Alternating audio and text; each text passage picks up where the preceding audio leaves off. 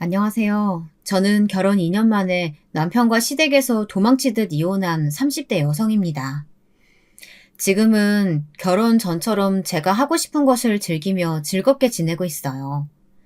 최근까지 저는 정말이지 조금도 생각하고 싶지 않았던 결혼 생활을 까맣게 잊고 살았습니다.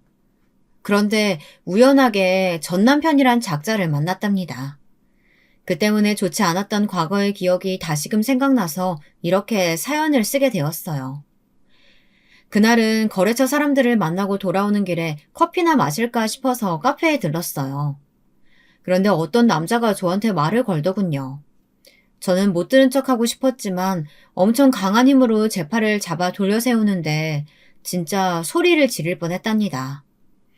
그 남자는 서슬이 시퍼런 눈빛을 하고 저를 노려보고 있었죠. 미친 사람인가 싶었는데 가만히 보니 전 남편이더군요. 솔직히 저한테 먼저 말을 걸어온 것이 아니라면 전혀 알아볼 수 없을 정도더라고요. 연애 시절부터 결혼 기간 내내 남한테 보여주는 것을 제일 신경 썼던 사람이 맞나 싶을 정도로 아주 초췌한 모습을 하고 있었거든요. 저는 자기랑 이야기 좀 하자고 붙잡는 전 남편을 뿌리치고 한 번만 더 손대면 신고하겠다는 말을 남기고 그대로 카페를 나섰죠. 전 남편의 손이 닿았던 곳을 몇 번이나 털어내고는 급하게 차에 오른 저는 정신없이 회사로 돌아왔답니다. 주차장에서 차를 세운 저는 한참을 빠르게 뛰는 심장을 가라앉히기 위해 몇 번이나 심호흡을 해야 했죠. 전 남편과의 연애 시절은 그리 나쁜 편은 아니었습니다. 다정함이란 단어가 사람으로 태어난다면 이 남자가 아닐까 생각이 들 정도로 제게 아주 잘해주었거든요. 무엇을 선택하든 제 이야기를 들어주고 제가 조금이라도 불편해하는 모습을 보이면 바로 돌아서서 나올 정도로 제 감정 변화에 신경을 많이 써주었어요. 그렇다고 오해하시면 안 되는 것이 제가 머리에 똥만 찬 사람처럼 막무가내로 굴었던 것은 아니었어요. 저도 개인사로 인해 집에서 눈치를 좀 많이 보고 자랐거든요. 따로 눈치 준 사람도 없는데 말이죠. 그래서 다른 사람들의 변화에 민감한 편이었어요. 친구들도 그런 저에게 사람 기분을 잘 살핀다고 말했었죠. 그런 저보다도 전 남편은 더 저를 신경 쓰고 챙겨주었답니다. 저는 재혼 가정에서 태어났어요. 어머니는 무려 20살이나 차이 나는 지금의 아버지와 결혼하셨고, 덕분에 제게는 어머니가 다른 오빠들이 둘이나 있었죠. 나이 차이 많이 나는 오빠들이 딱히 저를 밀어내고 미워했던 기억은 없었어요. 애시당초 함께 얼굴 보고 이야기할 시간이 없었거든요. 오빠들은 기숙사 생활을 주로 했었고 대학을 가서는 해외 유학을 가버렸으니까요.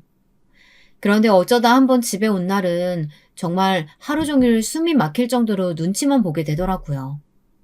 딱히 저한테 뭐라고 한 적도 없는데 말이에요.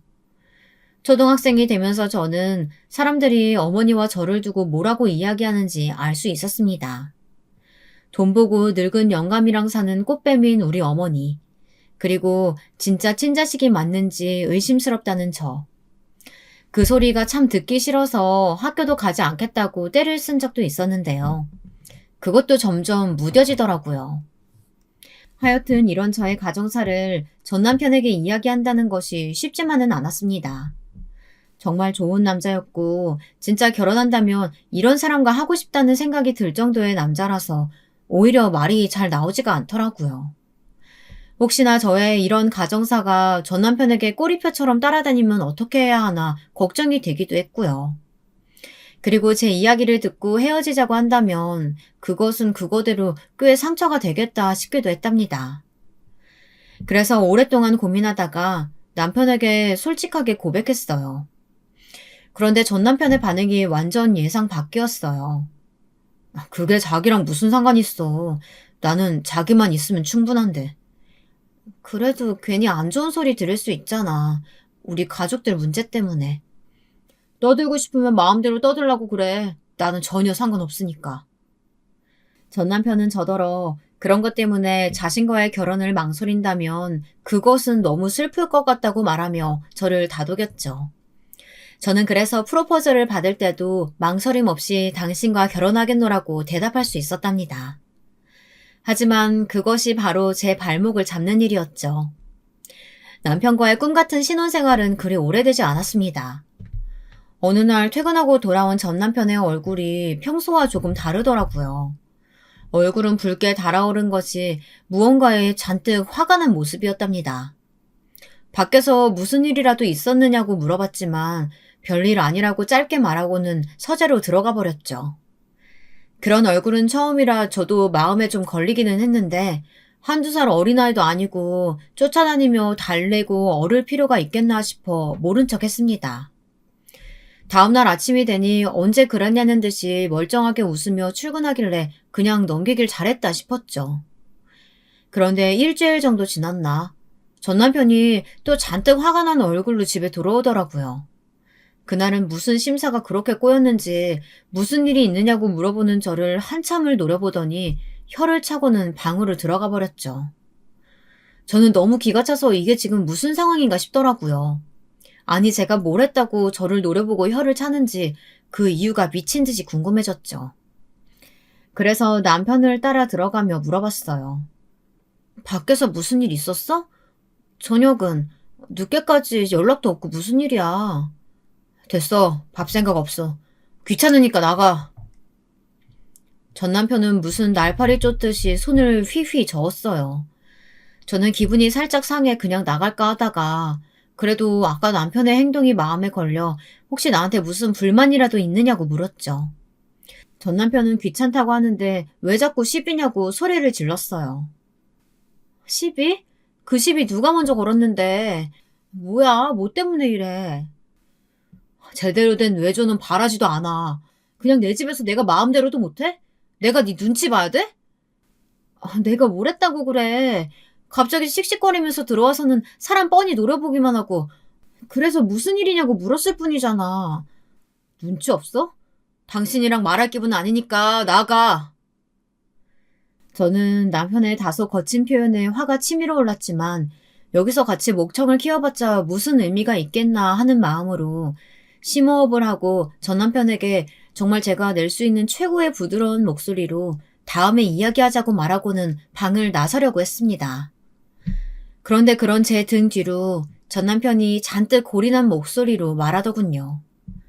다른 사원들은 처가 지원도 팍팍 받는다고 하는데 진짜 나는 이게 뭐냐고. 형님들은 뭐가 그렇게 뻣뻣한지 들어주지도 않고 역시 배달은 누이 동생이란 건가. 전 남편의 말에 등골이 서늘한 기분이 들었습니다. 뒤통수를 세게 맞은 기분도 들었죠. 제가 꼼짝도 못하고 제자리에 굳어있는 것이 보이지도 않는지 전 남편은 더 큰 목소리로 중얼거렸어요. 처음 인사드리러 갈 때부터 별 반응도 없는 것이 이상하다 싶더니만 정말 조금도 관심이 없을 줄이야. 이래서는 결혼한 보람이 없잖아. 저는 그 말을 듣고 더 이상 참을 수 없어 전 남편에게 무슨 일이냐고 똑바로 이야기하라고 소리를 질렀습니다. 하지만 전 남편은 자신이 뭘 잘못했는지 전혀 모르는 눈치더군요. 오히려 자기가 얼마나 심한 꼴을 당했는지 아느냐고 쏟아내기 시작했죠. 아니 뭐가 그렇게 힘든 일이라고 그냥 딱 한 번 눈 감고 받아줘도 될 일을 가지고 뭐? 심사숙고해보고 연락을 줘? 함께 간 다른 사원들 앞에서 내 입장은 어떻게 되겠어. 둘째 형님은 그래. 딱 그 정도 선에서 그만뒀으니까 망정이지. 첫째 형님은 뭐라고 했는지 알아? 당신은 알고 있는 일이냐고 묻더라. 아니 내가 아내 덕 좀 보겠다는데 그게 뭐 큰 잘못이라고. 당신 오빠들한테 찾아갔던 거야? 뭐 때문에? 오빠 찾아가서 뭐라고 했는데? 우리 회사 제품 좀 넣어달라 그랬다. 아내 이름 좀 팔아서 거래처 좀 따내려고 했어. 근데 다 망쳤잖아. 지들은 뭐가 그렇게 고고하고 반듯해서. 그동안 일을 그렇게 했어? 연출 타고 이랬냐고. 아니 거래처를 원했으면 정정당당 약속 잡고 프레젠테이션 준비해서 갔었어야지. 그럼 그냥 내 이름 되면 다 받아준다고 생각했던 거야? 누가 회사 일을 그렇게 결정하는데 요즘 같은 시대에. 화가 난 제가 따지고 들자 전 남편은 어디서 꼬박꼬박 말대꾸냐고 더 화를 냈죠. 그렇게 한바탕 한 저희는 그날 각방을 사용했습니다. 전 남편은 자기 분이 풀리지 않는지 몇 번이나 숨을 몰아쉬더니 밖으로 나가버렸죠. 저 역시도 화가 정리되지 않아서 안방에서 심호흡을 하며 흥분을 가라앉히기 위해 노력했어요. 전 남편은 새벽이 되어서야 들어오더라고요. 저는 아는 척도 하지 않고 두 눈을 꼭 감고 잠을 청했답니다. 다음 날이 되자 출근 준비로 정신없던 저는 전 남편은 안중에도 없고 그 길로 집을 나섰습니다. 하루 종일 전 남편에게서는 연락 한 번 없었죠. 결혼하고 나서 첫 부부싸움이 고작 이런 일 때문이라는 사실이 못 견디게 화가 나기도 했고 또 서글픈 마음이 들기도 했습니다. 남편이 제 배경에 무언가를 바라고 있다는 것은 정말이지 상상도 못했던 일이거든요. 그런데 저녁에 퇴근을 하는데 집이 환하게 밝더라고요. 전 남편이 먼저 들어왔나 싶어 현관을 열고 들어갔더니 식탁에는 완벽한 저녁까지 세팅이 되어 있었죠. 여보, 미안해. 내가 어제 말이 너무 심했지? 전 남편은 제 눈치를 살살 보더니 곁으로 다가와서는 자신이 해서는 안 될 말을 했다고 미안하다고 사과를 하더군요. 그리고는 주절주절 변명을 늘어놓기 시작했어요. 어제 회식에서 술이 잔뜩 들어간 부장님이 전 남편 동기 중 한 사람을 가리키며 새로운 거래처도 턱턱 잘 잡아온다고 칭찬을 엄청 했는데 하필 그 사람이 전 남편과 나름 경쟁 관계의 사람이라 짜증이 좀 났다고 하더군요. 그런데 알고 봤더니 그 동기가 처가 인맥을 동원해 거래처를 따왔다는 소문을 듣고 더 화가 나 저에게 화풀이를 했다고 말이죠. 그 말 같지도 않은 변명을 듣고 저는 정말이지 숨이 턱 하고 막히더군요. 이런 사람이었나, 연애할 때는 몰랐는데 이렇게 찌질한 인간이었나 싶은 생각이 머릿속을 스치고 지나갔어요. 아니, 자기 경쟁자가 칭찬을 받고 인정을 받으면 스스로 더 잘할 생각을 하던가.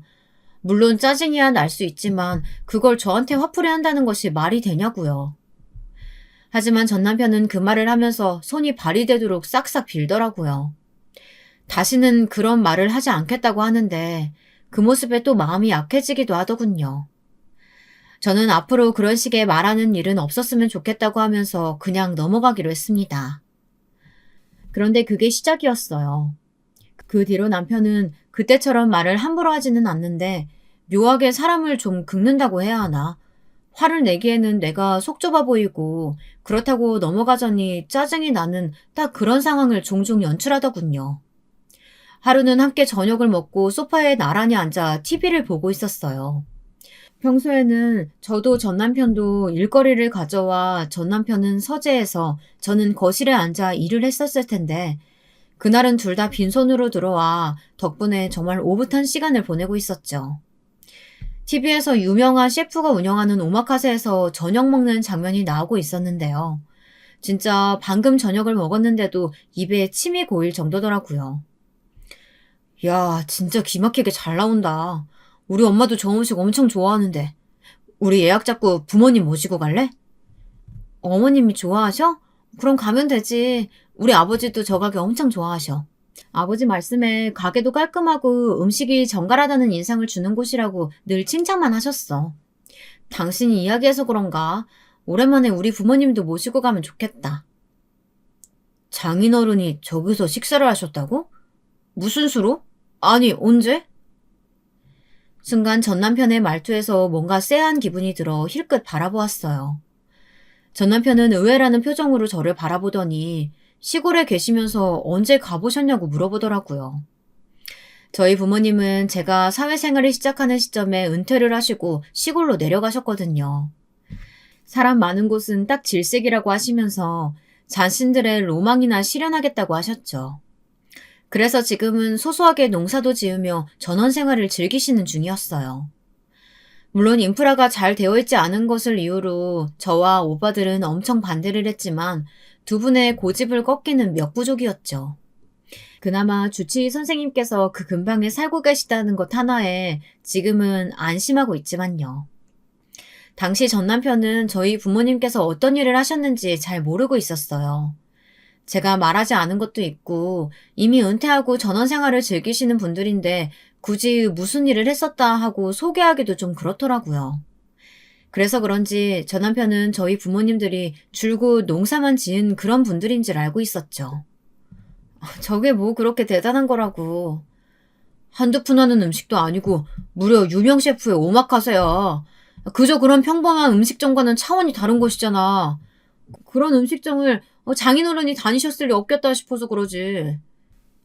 말이 좀 그렇다. 왜 우리 아버지가 다니셨을 리 없다고 딱 단정지어서 말해? 장인어른 계신 곳이랑 여기까지 거리가 얼만데 그 거리 왕복하시기는 힘들지 않을까 하는 뜻에서 하는 말이지.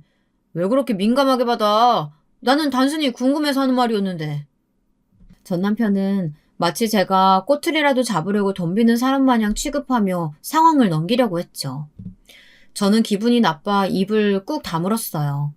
전 남편은 다시 보니 별로인 곳 같다고 하면서 시부모님 모시고 가는 곳은 따로 알아보겠다고 하더군요. 그 뒤로 거실은 차가운 침묵 속에 TV 소리만 울렸습니다. 한때는 제가 괜히 예민하게 반응하는 것 아닌가 고민을 하기도 했어요. 그냥 가볍게 던진 말인데 그걸 못 받아들이는 것은 아닐까 하고 말이죠.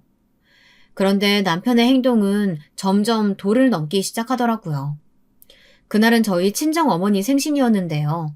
부모님들은 다 귀찮다고 괜찮다고 하셨지만 자식 마음이 어디 그냥 넘어갈 수 있나요? 오랜만에 친정 식구들이 다 함께 모이기로 했죠. 오빠들이 레스토랑 예약을 하겠다고 해서 제가 부모님 편하게 지내실 숙소를 책임지기로 했어요. 마음 같아서는 집으로 모시고 싶었지만 두 분 다 자식들이랑 있으면 괜히 눈치 보이고 불편하다고 하셔서 호텔로 잡아드렸죠. 생신 당일 원래라면 반차를 내고 제가 두 분을 모시기로 했는데 갑자기 일정이 꼬이면서 전 남편에게 저 대신 부모님을 모시고 약속 장소로 가달라고 부탁을 했습니다. 전 남편은 흔쾌히 고개를 끄덕였고 저는 바로 부모님이 계시는 호텔 주소를 보냈습니다. 그런데 바로 전화가 오더라고요. 이 호텔 맞아? 확실해? 다른 곳이랑 이름 헷갈린 거 아니야? 무슨 소리야?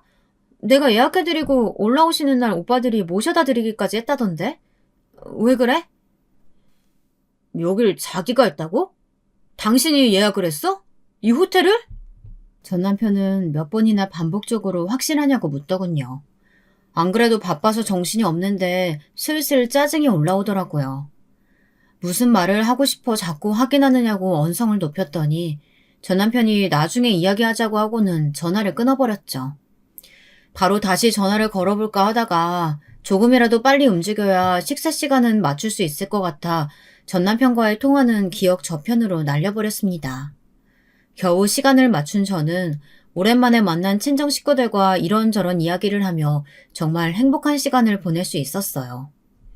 오빠들이 예약했다는 그곳은 우리 가족들에게 중요한 기념일만 되면 의례 당연하다는 듯이 찾아오는 그런 곳이었거든요. 처음에는 귀찮다고 하시던 부모님의 얼굴에도 웃음이 가득하셨죠. 식사 시간이 끝나고 작은 오빠가 호텔로 모셔다 드리겠다고 하면서 이만 여기서 헤어지자고 하더군요. 원래는 제가 했어야 하는 일인데 무슨 일인지 작은 오빠가 나섰어요. 저는 고맙다고 말하고 전 남편과 함께 집으로 돌아왔죠. 사실 저녁 시간 동안 전 남편은 한마디도 말을 하지 않았어요. 다른 때라면 오빠들에게 말도 붙이고 살갑게 대했을 사람인데 이상하다는 생각이 들었죠. 하지만 뭐 사람이 항상 좋을 수만은 없을 테니 뭔가 일이 있었나 보다 하고 그냥 넘겼습니다. 그런데 집에 들어오자마자 냉장고에 있는 냉수를 꺼내 벌컥벌컥 들이킨 전 남편은 저더러 이야기 좀 하자고 하더라고요. 집에 도착하니 피곤함이 밀려오는 기분이 들어 당장이라도 씻고 쉬고 싶었지만 잔뜩 굳은 전 남편의 표정을 보니 차마 다음에 하자는 소리가 나오질 않았어요. 전 남편은 식탁에 앉아 반대편을 가리키며 앉으라고 했죠. 중요한 얘기야? 뭐 이렇게 굳어있어? 당신, 정말 당신이 그 호텔 예약했어? 방도 알아보니까 스위트룸이던데. 부모님들 올라오셔서 편하게 쉬시다 가시라고 내가 예약했어. 뭐 잘못된 거 있어? 제 말에 전 남편은 헛웃음을 지으며 고개를 절레절레 흔들었죠. 저는 도대체 뭐가 문제라서 이런 반응을 보이는지 전혀 이해가 되지 않았어요. 전 남편은 한숨을 길게 쉬더니 무슨 돈이 나서 그런 곳을 예약했느냐고 묻더군요. 설마 우리 생활비에서 쓴 건 아니지? 뭐? 고작 장인어른이랑 장모님 좋은 숙소 모시려고 우리 생활비에 손댄 거 아닌가 확인하는 거야. 저희는 결혼을 기점으로 두 사람 다 일을 그만둘 생각이 없었기 때문에 생활비는 딱딱 절반씩 내기로 했었거든요. 매달 사이좋게 같은 돈을 생활비 통장에 넣어두고 그 범위에서 쓰기로 말이죠. 만약에 미리 모아둔 생활비를 다 써버린 경우에는 그 넘치는 금액마저도 딱 절반으로 나눠서 넣기로 했답니다. 그리고 월급에서 남은 돈은 각자 저축을 하든 다른 곳에 쓰든 마음대로 하기로 했어요. 저는 전 남편이 생활비를 거론하며 묻는 이유를 짐작조차 하지 못하겠더라고요. 그게 중요해 지금?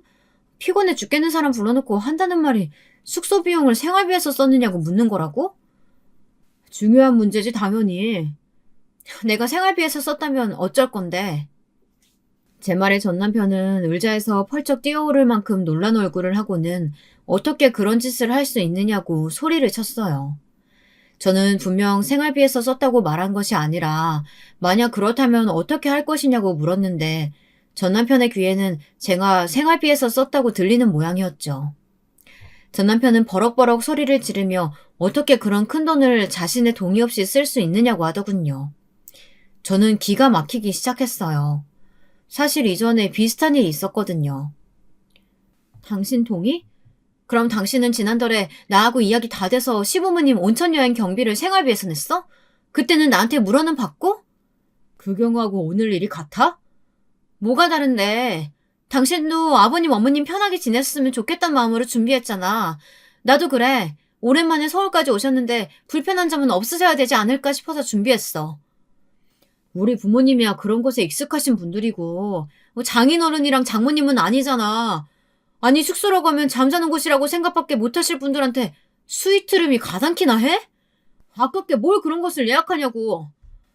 야, 너 말 다 했어? 가당키나 하냐고? 아니 우리 부모님은 그런 곳에서 주무시면 안 되는 그런 사람이야? 어떻게 그런 말을 해? 그런 의도가 아니잖아. 평소에 지내시던 곳이랑 차원이 다른 곳일 텐데 더 불편하지 않으셨을까 뭐 그런 말이지. 그리고 너라니 아무리 울컥해도 남편한테 너가 뭐냐? 남편은 어이가 없다는 얼굴을 하고 저를 바라보았죠. 저는 너무 화가 나서 머리가 터질 지경이었어요. 우리 부모님을 도대체 뭐로 알고 있어서 이런 말들을 쏟아내는지 정말 전 남편의 뇌 속이 궁금할 정도였죠. 저는 이를 악물고 부모님들 호텔비는 내 돈으로 했으며 생활비와는 일체 관련이 없다고 선언했어요. 그제야 전 남편의 얼굴에 화색이 돌면서 처음부터 그렇게 말하면 되지 않았느냐고 하더군요. 왜 거짓말을 해서 괜히 껄끄럽게 만들어. 그냥 그렇다고 말했으면 좋았잖아. 뭐가? 뭐가 좋았는데? 당신이 당신 돈으로 그렇게 한다는데 내가 가타부타 할 말이 뭐가 있겠어. 하지만 좀 과하다 싶기는 해. 전 남편은 속 시원해지는 얼굴로 먼저 씻겠다고 말하며 화장실로 들어가 버렸어요. 식탁에 혼자 남은 저는 점점 결혼 생활에 후회가 들기 시작했어요. 때마침 작은 오빠에게서 전화가 왔습니다. 평소 연락을 하지 않던 오빠라 저는 혹시 부모님께 무슨 일이라도 생긴 것은 아닌가 걱정되었죠. 하지만 전화 너머의 작은 오빠의 목소리는 평소와 다름없이 침착하고 무뚝뚝했어요. 무슨 일이에요, 오빠? 부모님들은 잘 모셔다 드렸어요? 두 분 다 기분 좋으신지 가볍게 와인 더 들고 싶다고 하셔서 룸서비스까지 시켜드리고 나왔어. 지금 잠깐 통화되니? 다행이네요. 기분 좋으셨다니. 시간 괜찮아요, 오빠. 작은 오빠는 한참을 아무 말 없이 가만히 계셨어요. 전화가 끊어진 것은 아닌가 싶은 생각이 들었죠. 저는 작은 오빠를 다시금 불렀어요. 박서방 말이야. 오늘 태도 솔직히 기분이 좋지는 않더구나. 그이가요? 무슨 일 있으셨어요? 작은 오빠는 제가 식당에 도착하기 전에 있었던 일을 짤막하게 말해주었어요. 부모님을 모시고 온 전 남편은 이미 도착해 있던 친정 식구들과 인사를 나누고는 자리에 앉으면서 한숨을 푹푹 쉬었다고 하더라고요. 그러고는 제가 철이 없어서 장인어른과 장모님 숙소를 그런 곳에 잡았다고 하면서 다음부터는 주의하겠다고 했다는 거예요. 저는 너무 놀라서 숨이 턱하고 막혔죠. 생소해서 불편하실 수 있다는 생각을 못한 것 같아 죄송하다고 하는데 정말이지 어처구니가 없더구나. 한마디 해줄까 했는데 아버지가 하지 말라고 하셔서 내가 참았지만 형도 나도 많이 불편했어. 죄송해요, 오빠. 그런 일이 있었는지도 모르고.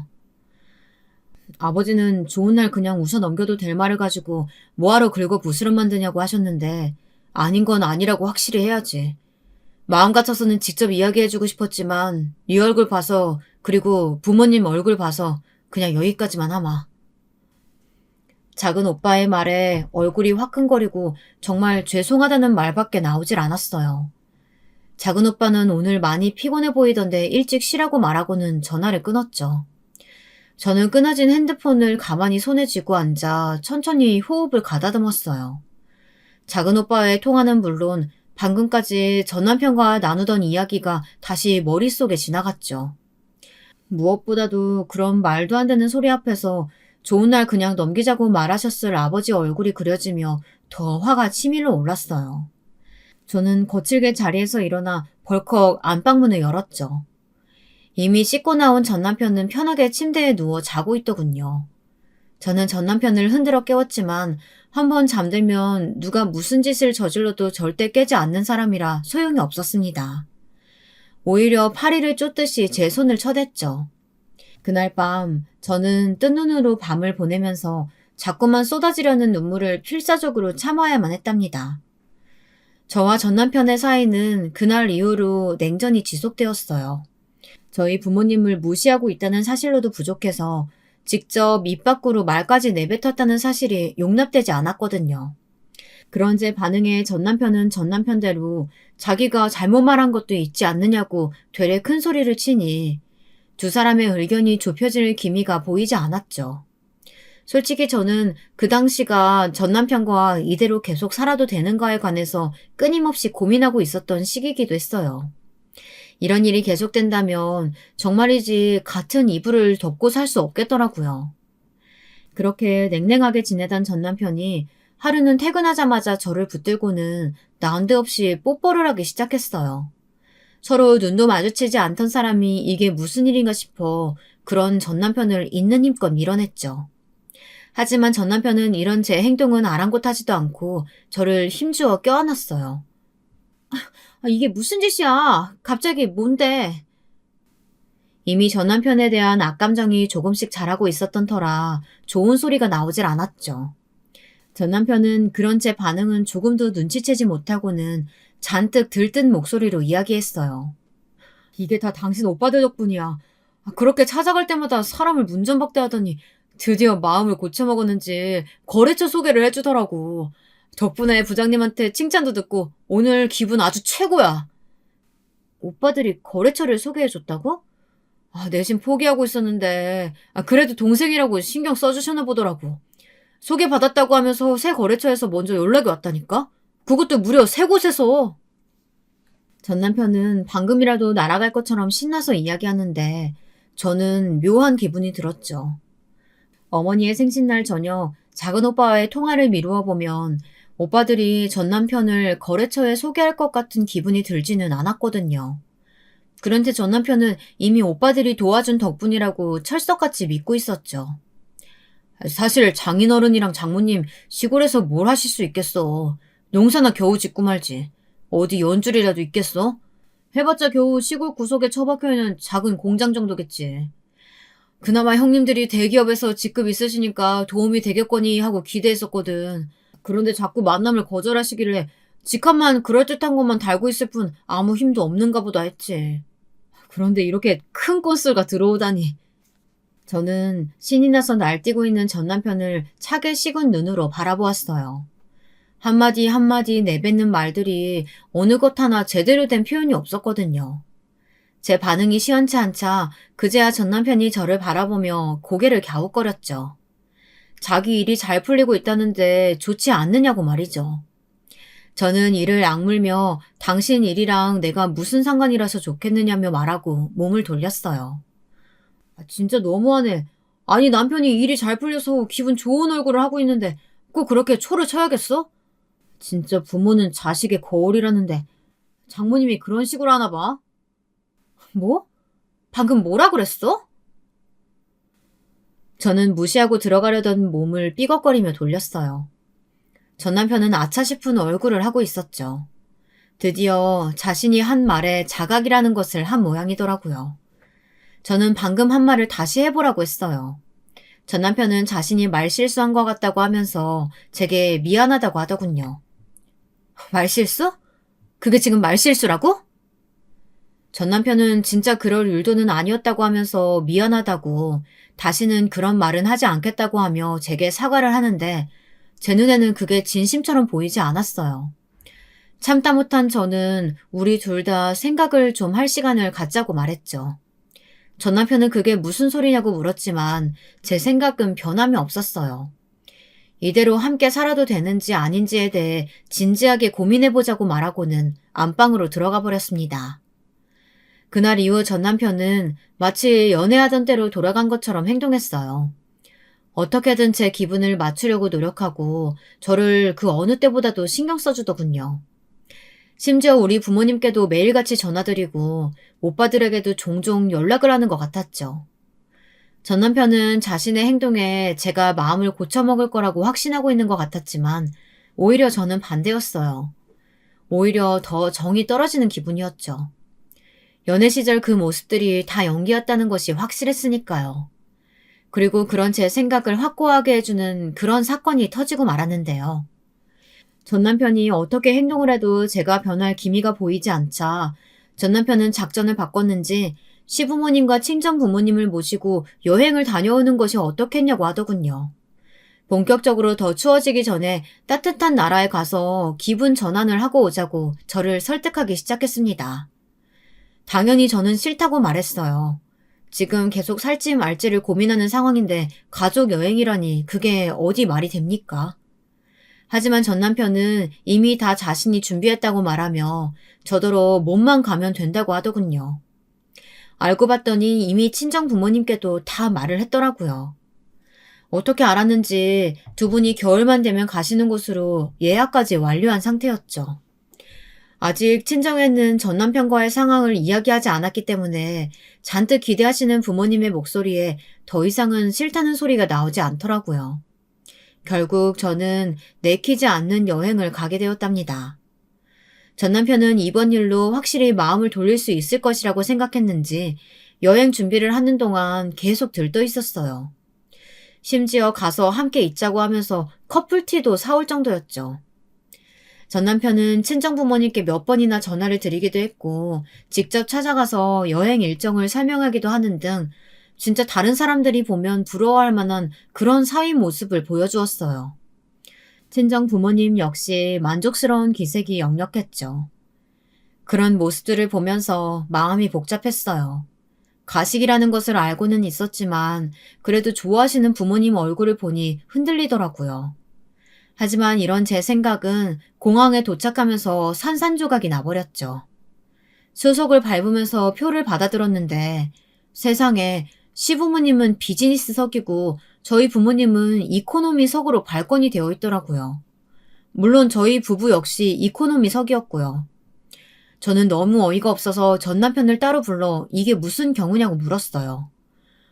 좌석이 없었어. 비즈니스가 딱 두 자리뿐이더라고. 그럼 다 이코노미석으로 하던지 아니면 다른 비행기편을 알아보면 되잖아. 장난해? 왜 시부모님들만 비즈니스로 가는데? 말했잖아, 방금. 두 자리뿐이었다고. 그러니까 우리 부모님이 가셔야지. 당연? 지금 당연이라고 말했어? 전 남편은 영문을 모르겠다는 얼굴을 하고는 주변을 살피며 목소리를 낮췄어요. 우리 부모님은 비즈니스 아니면 비행기 못 타신단 말이야. 장인어른이나 장모님은 비행기만 타도 감지덕지 하실 분들인데 뭐 어때? 아마 이코노미랑 비즈니스 차이도 모르실걸? 넌 도대체 우리 부모님을 뭐라고 생각하는 거니? 왜? 전원생활 하시니까 아무것도 모른다고 생각하는 거야? 그래서 이렇게 막 나오는 거니? 진짜 당신 왜 이래? 사람들 쳐다보잖아. 목소리 낮춰. 그리고 너라니. 저번에도 그러더니 남편한테 말버릇이 그게 뭐야? 말버릇? 네가 남편같이 사위같이 행동했어? 우리 부모님 너한테 무시받을 그런 분들 아니거든? 제 목소리가 커지자 전 남편은 어쩔 줄 몰라하며 제 입을 막으려고 했습니다. 저는 그런 전 남편의 팔을 뿌리치고는 당장 전체 다 이코노미석으로 바꾸라고 말했어요. 하지만 전 남편은 그럴 필요 뭐가 있냐며 그냥 가자고 했죠. 저는 그런 전 남편을 밀치고는 바로 카운터로 갔어요. 좌석을 옮기고 싶다고 말하자 공항 관계자분이 방긋 웃으면서 전원 비즈니스석으로 가시겠냐고 묻더군요. 저는 너무 놀라 좌석이 있느냐고 물었더니 이번 비행기에 비즈니스석을 예약한 팀은 우리뿐이라고 알려주었죠. 저는 숨이 막혀오면서 머릿속이 하얗게 변해버렸어요. 저는 바로 저희 부모님과 제 비행기표만 다른 시간대로 이동시켰어요. 그리고는 어플로 숙소를 새로 예약했고요. 전 남편은 잔뜩 인상을 쓴 상태로 카운터에서 멀어지는 저를 바라보고 있었어요. 이제 속이 시원해? 우리 부모님을 그 불편한 이코노미석에 앉혀서? 저는 말 대신 이전 비행기표를 찢어 전 남편의 얼굴로 던져버렸어요. 그런 제 행동에 주위의 시선이 몰리는 것은 물론 시부모님과 친정 부모님까지 입을 떡 벌리고 바라보셨죠. 전 남편은 이게 무슨 무식한 행동이냐고 소리를 질렀어요. 무식해? 내가? 그럼 자기 부모님만 비즈니스로 예약하고 우리 부모님은 이코노미로 예약한 네 행동은 많이 배운 사람들이 하는 행동이야? 좌석이 없었다고 했잖아. 내가 방금 확인했어. 그 비행기에 비즈니스 탑승자는 딱 2사람뿐이라던데? 일시당초 예약자가 다른 팀은 아예 없다는 소리 내 귀로 듣고 왔는데 뭐라고? 좌석이 없어? 제 말에 전 남편의 얼굴이 벌겋게 달아올랐어요. 제가 그런 것까지 확인할 것이라고는 생각지도 못했던 것 같았죠. 전 남편은 금방 정신을 차렸는지 정색하고 제게 말했어요. 그게 어때서? 아니, 비행기 좌석 급이 왜 있는데? 급에 맞는 자리와 서비스를 누릴 수 있도록 하려고 만들었잖아. 그러니까 당연히 그 서비스 누릴 자격이 있는 사람들이 타는 게 맞지. 솔직한 말로 장인어른이나 장모님처럼 농사 짓는 분들이 그런 서비스가 뭔지 알기나 하겠어? 그거야말로 돼지목에 진주목걸이 걸린 거지. 주제에 맞게 준비했는데 뭐라고 큰 소리야. 사람들 다 보게. 진짜 너 말이면 단줄아니?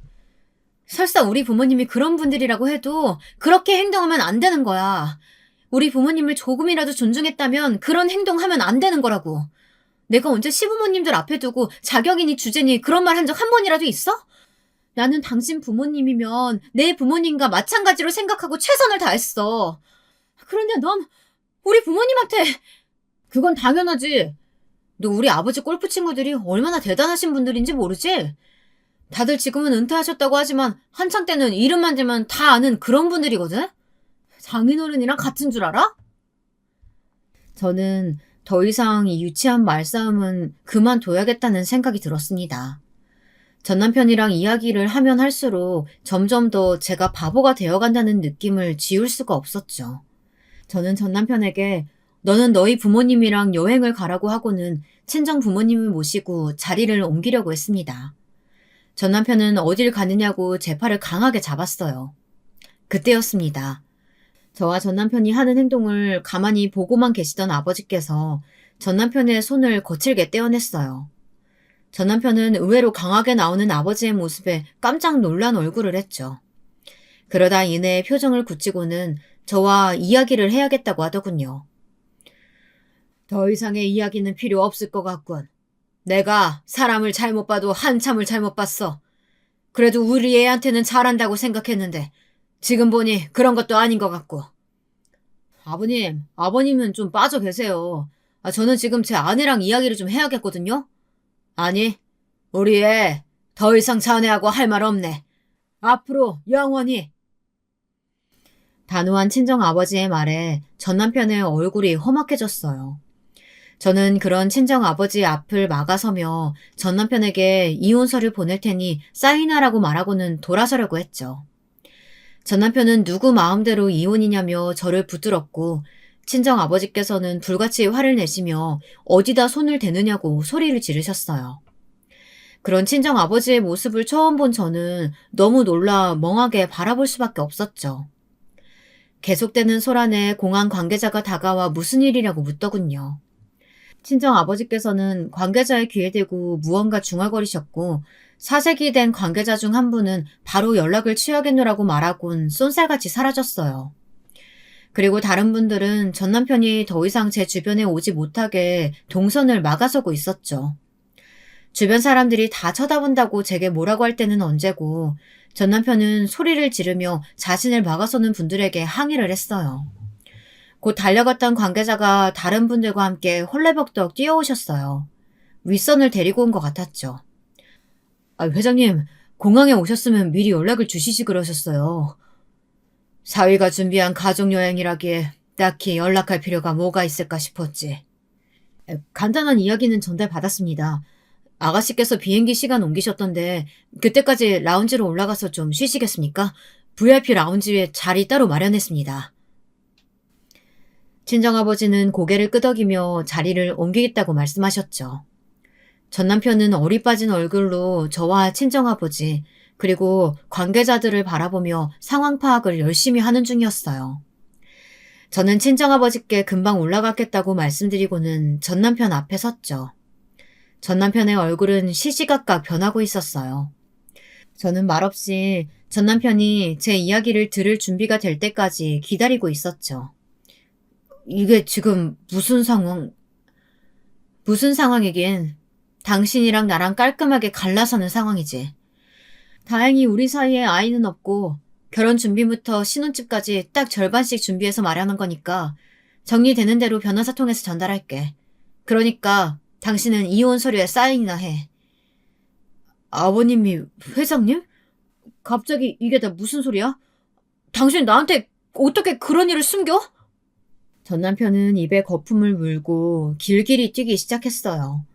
비록 저희 아버지께서 지금은 전원 생활을 만끽하는 중이지만 사실 해외에 본사를 두고 있는 기업을 이끌고 계셨던 분이셨거든요.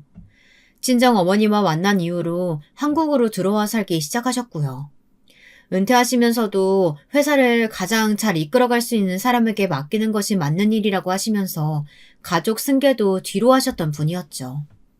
제가 다니고 있는 재단 역시 친정 아버지 소유로 제가 제대로 된 일을 할 수 있게 된다면 저에게 물려주실 수도 있다고 하셔 지금 열심히 일을 배우는 중이었고요. 어쩌면 사연을 듣고 계신 분들 중에는 어떻게 그런 일을 숨길 수가 있냐고 하실 수도 있겠죠. 하지만 결혼을 앞두고 있을 시점에는 이미 모든 것을 정리하신 상태였기 때문에 말할 필요가 없다고 생각했거든요.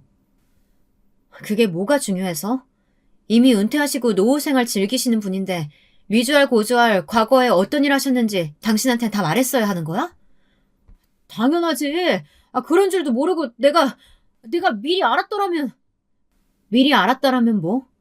우리 아버지한테 매달려서 뭐 연줄이나 이용해 먹을까 노리고 있었겠지. 하이에나처럼. 이런 인간인 줄 알았으면 처음부터 결혼도 하지 않았어. 내가 얼마나 너랑 결혼한 걸 후회하고 있는지 알아? 제 말에 전 남편은 아무런 대꾸도 없이 골똘하게 무언가 생각하는 눈치였어요. 저는 할 말을 다 마치고 홀가분하게 친정 부모님이 계신 곳으로 움직였죠. 안내를 받아 자리에 앉기도 전에 친정 어머니께서 이미 변호사에게 다 이야기를 해뒀으니 두 번 다시 전 남편을 만날 생각은 하지 말라고 하셨어요. 친정 어머니께서는 차갑게 굳은 얼굴로 한 번은 실수가 되지만 그 행동이 반복되면 그것은 실수가 아니라고 하셨죠. 저 역시 격하게 공감이 되었어요. 저는 친정 부모님께 비록 시작은 나쁘기는 하지만 이왕 여행 가기로 한 거 훌훌 털어버릴 수 있는 그런 여행이 되었으면 좋겠다고 말씀드렸고 두 분도 고개를 끄덕이셨죠. 여행은 나름 즐거웠습니다. 처음에 말한 그대로 모든 것을 다 털어버릴 수 있을 만큼 좋았죠. 하지만 저는 인천공항에 떨어지자마자 이미 소식을 들은 큰오빠에게 불려가 한바탕 잔소리를 들어야 했답니다. 왜 그동안 아무 말도 하지 않았느냐고 화를 내셨죠. 그리고는 직접 제가 일하고 있는 재단 주변의 주택가로 데려가셨답니다. 작은 오빠가 마련한 곳이라고 하더군요.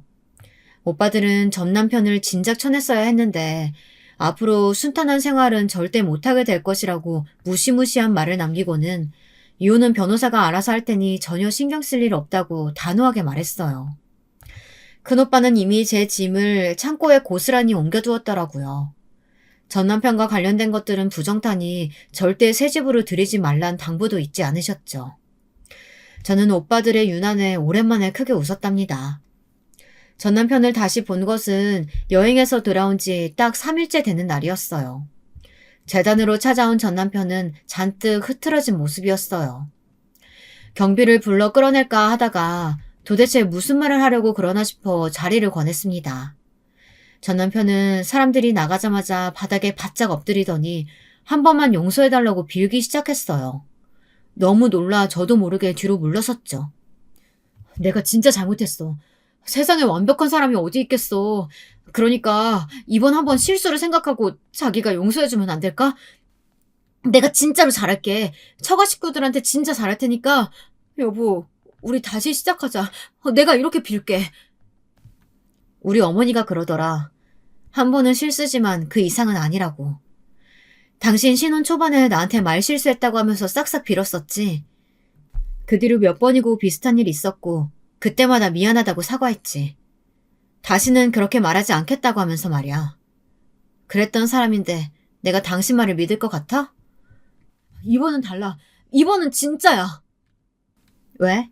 우리 아버지가 당신이 깜짝 놀랄 정도의 사람이라서?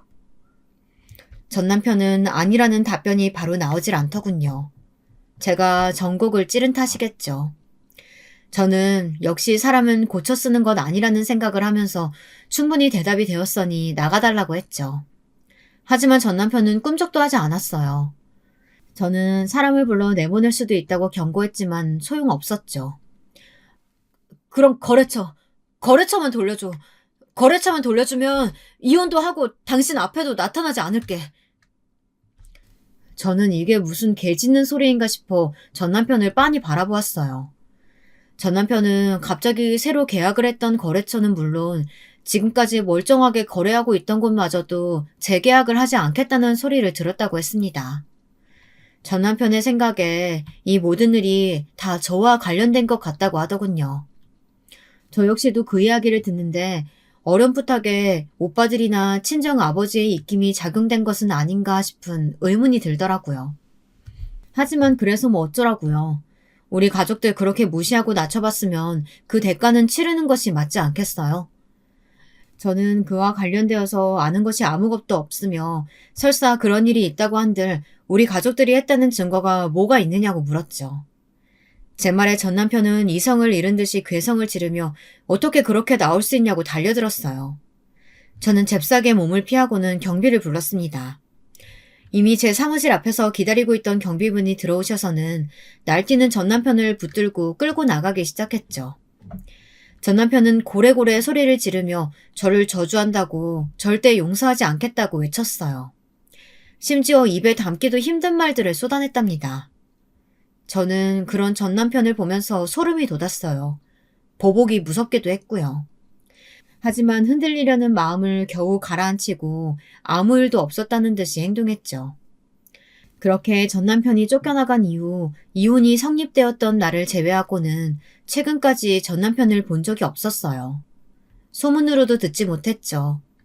최근 전 남편을 만난 이후로 알아보니 거래처가 다 나가떨어져지는 바람에 다니던 회사에서도 한직으로 쫓겨났다고 하더라고요. 그리고 그 대우를 견디지 못한 전 남편이 다른 직장으로 이직을 하려 했지만 그마저도 불가능했다고 하더군요. 톡톡히 대가를 치르는 중이었죠. 저는 그 소식을 다 듣고 조금도 전 남편에게 미안한 마음은 들지 않았어요. 그저 다 전 남편의 업보라는 생각과 함께 두 번 다시는 전 남편과 마주치지 않았으면 좋겠다는 마음뿐이랍니다. 안녕하세요.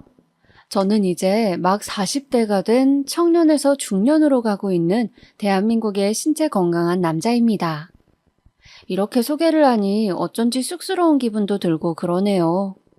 우연히 유튜브를 타고 이것저것 듣다가 사연을 듣게 되었고, 많은 분들의 기구한 인생 이야기를 듣다 보니 저의 누구에게도 말할 수 없었던 저의 사연도 한번 꺼내보고 싶은 용기가 들어 이 글을 쓰게 되었습니다. 제 이야기에 다소 부족한 점이 있더라도 좋게 생각해 주시고 들어주시길 부탁드려 봅니다. 먼저 저의 직업은 편의점 사장입니다. 아르바이트를 고용해서 지금 편의점을 3개 운영하고 있죠. 원래는 회사원이었는데 회사를 다니면서 부업거리를 찾다가 과감하게 회사를 퇴사하고 편의점을 운영하게 되었습니다. 이렇게 편의점을 하게 되면서 저는 아주 옛날에 알던 특별한 분을 다시 만나게 되었는데요. 오늘은 그 이야기를 한번 해보려고 합니다. 저는 서울 북쪽 변두리 아주 가난한 판잣집이 모여있는 동네에서 살았습니다. 제가 살던 동네 아이들은 전부 형편이 좋질 않아서 꼬질꼬질한 한 벌로 버티고 어쩌다 누가 초코파이라도 생기면 다 같이 몰려가서 한 입씩 뺏어다 먹곤 하던 곳이었어요. 당연히 부모님들은 한부모 가정이거나 혹은 할아버지 할머니가 돌보는 집들이었고 제대로 된 직장을 가지고 있는 부모님 자체가 흔치 않았죠. 그래서 옆 동네에 새로 생긴 아파트 놀이터에 몰려가서 놀 때면 아파트에 사는 주민들이 항의하곤 할 정도로 저와 우리 동네 아이들은 어딜 가서도 천덕꾸러기 대접을 받았습니다. 저는 태어날 때부터 엄마가 없었어요. 항상 술에 취해 있는 아빠에게 물으면 엄마는 다른 남자랑 바람이 나서 도망갔다고 했고 할머니께서는 아파서 병원에 입원했다고 하더니 소식이 끊겼다고 물어보는 어른마다 다른 말씀을 하셔서 저는 엄마는 도대체 어디에 있는지 알지 못한 채 자라야 했습니다. 아빠는 저에게 매끼 식사를 챙겨주기는커녕 하루 종일 밖에 나가 있다가 항상 술을 사들고 집에 들어오곤 했어요.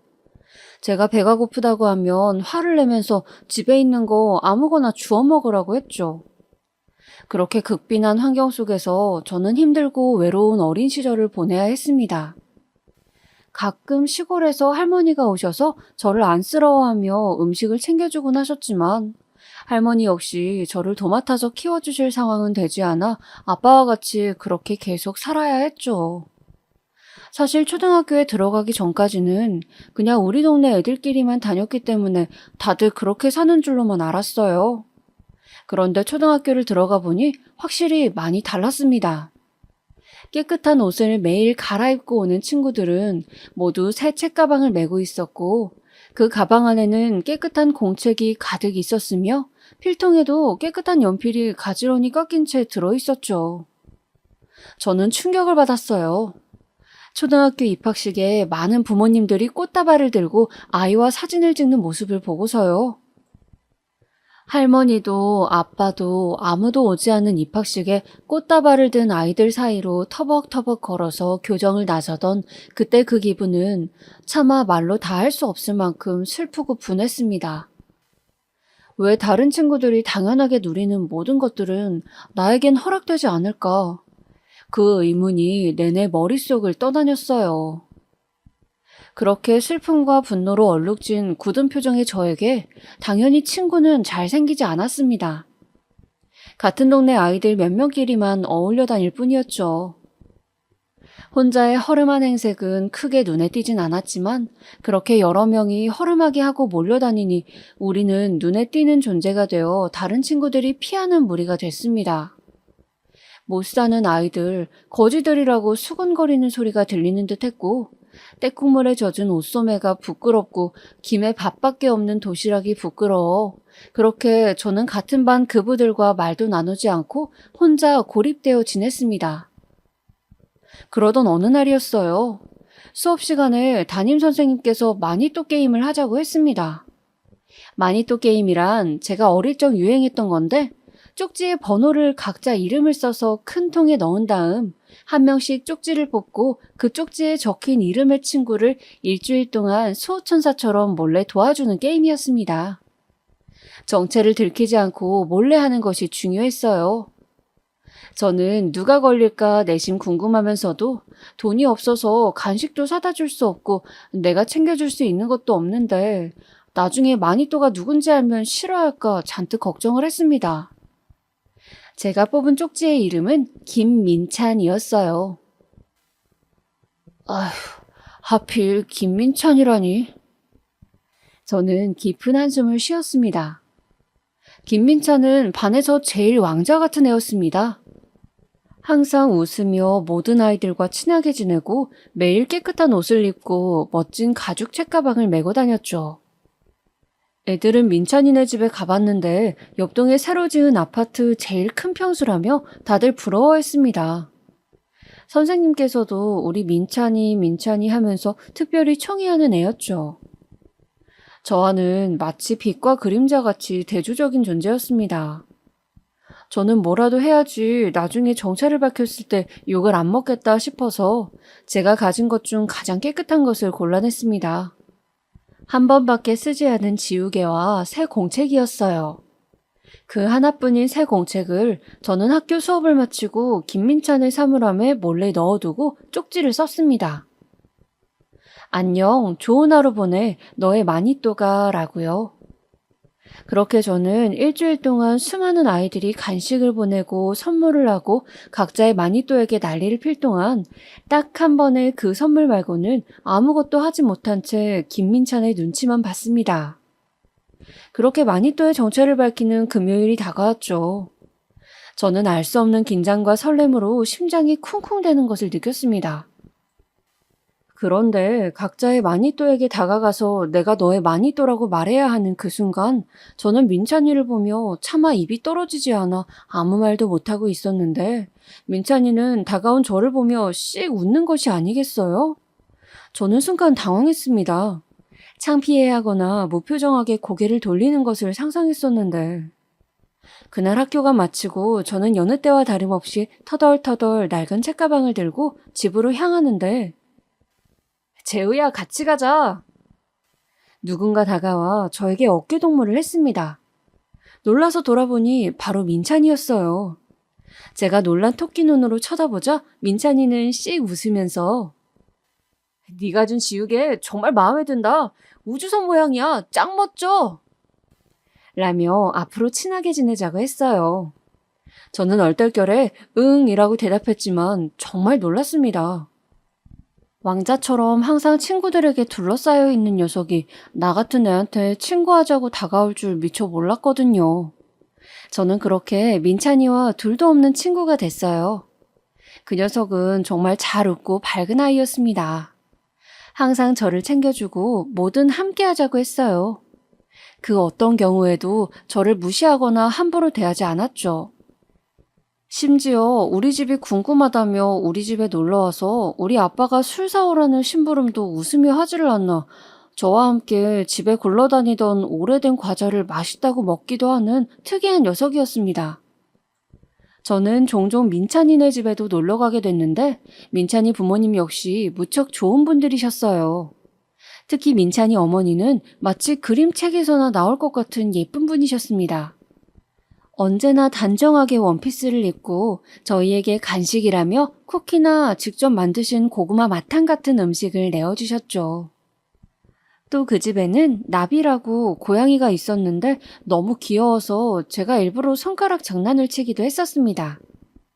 저는 동네 도둑고양이들하고 익숙하다 보니 고양이를 좋아했고 잘 놀아줄 수 있었거든요. 고맙게도 그 집 사람들은 제가 더러운 옷을 입고 다녀도 낡은 책가방을 끌고 다녀도 심지어 머리를 감지 못하고 떡진 채로 다녀도 항상 웃으며 맞아주셨습니다. 가끔 민찬이는 작아진 옷이라고 저에게 이 옷은 집이나 동네에서 입으라고 학교에서는 입지 말라고 하면서 깨끗하고 좋은 옷들을 가져오기도 하고 엄마가 같이 먹으라고 싸줬다고 도시락을 2개씩 가져오기도 했어요. 저는 모든 것들이 고맙고 또 고마웠지만 한편으론 동정받는 건 아닌지 속상한 느낌도 들었습니다. 그래도 당장 입을 옷도 없어서 그냥 민찬이 옷도 얻어입고 도시락도 얻어먹으며 지냈던 것 같아요. 무엇보다 저는 민찬이가 항상 저에게 어깨동무를 하면서 씩 웃는 모습을 보는 것이 좋았습니다. 평생 함께하고 싶은 친구라고 생각했어요. 같이 하는 모든 것들이 너무 즐겁고 신났습니다. 그렇게 잘 지내고 있던 어느 날이었습니다. 결국 민찬이와 저를 절교까지 하게 만든 문제의 사건이 터지게 되었죠. 그날도 민찬이네 으리으리한 궁전 같은 아파트에 저는 놀러가 있었어요. 민찬이 아버지가 새로 사주셨다던 로봇을 함께 조립하고 있었습니다. 레고로 만드는 그 로봇은 조각이 아주 작아서 저는 그 조각들을 하나하나 맞추다가 바닥에 흘려 바닥을 돌아다니며 그 파편들을 모으고 있었어요. 민찬이는 레고 몸통을 만드느라 기를 쓰고 있었고 저는 팔 부분을 만들기 위해 바닥을 쓸고 다니고 있었습니다. 민찬이 아주머니는 오늘 좋은 곳에 가시는지 멋지게 차려입고 화장을 하고 계셨습니다. 그런데 화장을 다 끝낸 아주머니가 갑자기 안절부절 못하시면서 온 집안을 돌아다니시는 거였어요.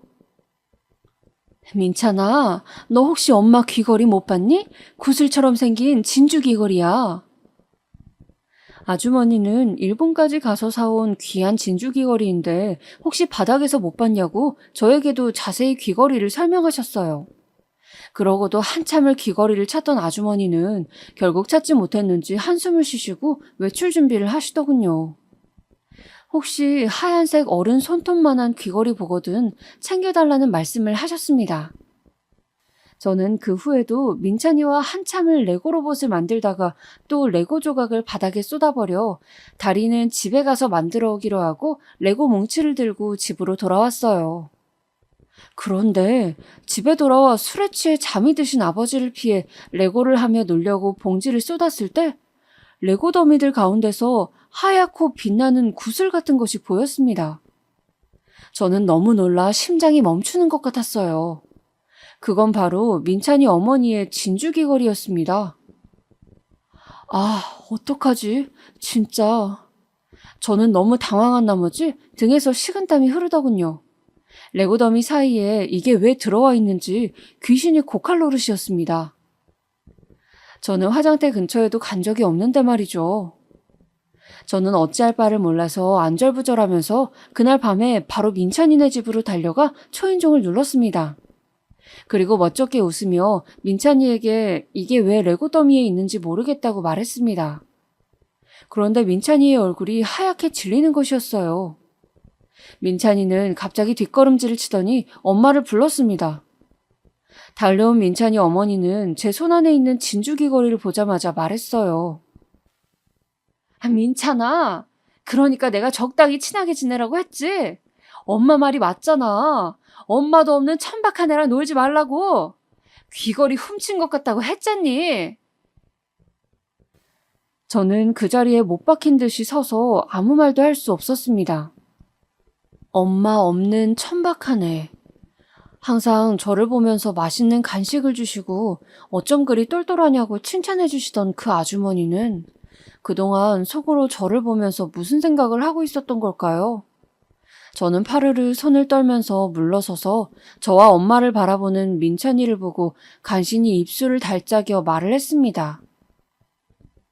민찬아, 오해야. 내가 훔친 그런 게 아니고 내가 실수로 가져간 것 같은데 됐어. 난 너를 친구로 생각했는데 그냥 필요한 게 있어서 말했다면 줬을 텐데 왜 그랬어? 왜 그랬어, 이 자식아? 민찬이는 저를 보고 화를 내면서 현관문을 쾅 하고 닫아버리더군요. 그리고 민찬이와 저는 그렇게 절교를 하게 되었습니다. 집안 사정으로 며칠 후 민찬이가 전학을 가게 됐거든요. 저는 민찬이가 떠나는 마지막 날까지 민찬이에게 다시 한번 사과를 하고 싶었지만 상처받은 눈빛으로 저를 외면하는 민찬이의 태도에 나중에는 저도 상처를 받아서 그냥 그렇게 민찬이에게 인사도 하지 못하고 떠나보내고 말았습니다. 그 후 저는 마음속에 이를 모를 분노와 억울함을 안고 이를 악물고 살았습니다. 중학생 때부터 동네 자장면집에서 서빙 알바를 하고 고등학교 때는 오토바이 면허를 따서 치킨 배달을 했죠. 알바비를 떼이면 개처럼 사장에게 달려들어 악착같이 아르바이트를 받아내고 술 마시는 아빠가 보기 싫어 독립을 하기 위해서 그렇게 돈을 모았습니다. 고등학교 3학년이 되자 드디어 아주 낡은 단칸방 월세 보증금이 마련되더군요. 저는 뛸 듯이 행복했습니다. 이제 비로소 지옥 같은 아빠와의 생활에서 해방됐다 싶었죠. 저는 그렇게 겨우 고등학교를 졸업하고 1년을 공부하기 위해서 돈을 모았습니다. 그리고 무료 인터넷 강의를 들으며 수능 준비를 했죠. 다행히 주경야독으로 미친 듯이 공부한 효과가 있어서인지 성적은 잘 나왔습니다. 우리나라에서 이름되면 알만한 대학을 갈 수 있을 만큼이었어요. 저는 알바를 3개나 뛰고 공부를 하느라 하루에 3시간도 못 자는 날도 많았지만 무슨 정신으로 버텼는지 그 시간을 이겨내고 남들이 부러워하는 명문대생이 되었습니다. 대학교 1학년이 된 그날부터 저는 다시 과외 자리를 알아보고 과사무실에서 일하는 등 더 많은 돈을 받을 수 있는 아르바이트를 했어요. 제가 알바를 계속 찾자 친했던 조교 형이 과외도 많이 꽂아주고 저는 돈을 벌어가면서 대학 등록금이며 생활비를 겨우겨우 메꿀 수 있었습니다. 물론 돈이 부족해서 중간에 1년 휴학을 하고 과외를 뛰면서 고깃집 알바도 했지만요. 그렇게 저의 20대는 지나가고 있었습니다. 전 경영학과를 중상의 성적으로 졸업하고 또 아르바이트를 뛰면서 취업 준비를 했습니다. 제대로 된 회사로 들어가기 전까지는 안심할 수 없었어요. 간신히 마련한 자취방과 그리고 할머니나 아버지 아프시면 들어가게 될 돈들을 생각하니 한시도 쉴 수 없었습니다. 남들 다 즐긴다는 대학 생활의 꽃이라는 미팅도 못 해봤고 같은 과 친구들이 방학에 유럽 배낭여행을 다녀올 때도 저는 동네 뒷산조차 올라갈 시간이 없더군요. 그래도 아무것도 못하고 낡은 옷을 입고 거지 취급을 당하던 어린 시절을 생각하면 제 손으로 마련한 이 방 한 칸과 그리고 명문대생 타이틀이 그렇게 자랑스러울 수가 없었습니다. 적어도 이제는 그 누구도 제 이야기도 듣지 않고 저를 도둑으로 몰지는 않을 테니까요. 그렇게 독을 품고 악착같이 대학 생활을 마친 후 저는 아르바이트를 뛰어서 모은 돈으로 토익 학원을 다녀 점수를 따고 회사 입사 시험 준비를 했습니다. 내노라 하는 대기업이 저의 목표였습니다.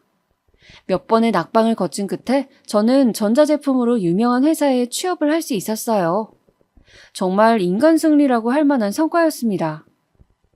처음 입사를 하고 대기업 직원이 되었다는 마음에 들떠 시키는 일을 무엇이건 다 했습니다.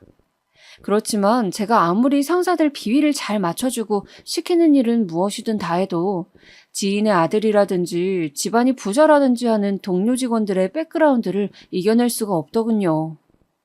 재주는 곰이 부리고 돈은 사람이 번다고 하더니 온갖 힘든 일은 제 차지고 공은 제 동료가 차지하더군요. 제 상사와 아버지가 절친한 친구라는 이유에서였습니다. 저는 회사 생활을 하며 열심히만 하면 성과를 보이면 인정받을 수 있겠지라고 생각했던 제 마음이 너무 순진했다는 것을 깨달았어요. 제 평생의 콤플렉스였던 불우한 가정환경이 커서 어엿한 사회인이 된 지금까지도 영향을 준다는 것이 슬펐습니다. 같은 회사를 다닌다고 다 같은 직원이 아니었어요. 그들만큼 끼리끼리의 세상이 존재하더군요. 어쩌면 민찬이와 제가 그토록 마음을 나누고 친해질 수 있었던 것은 기적에 가까운 일이었구나라고 저는 뒤늦게 생각했고 가끔 잘 지내고 있을까 궁금했습니다.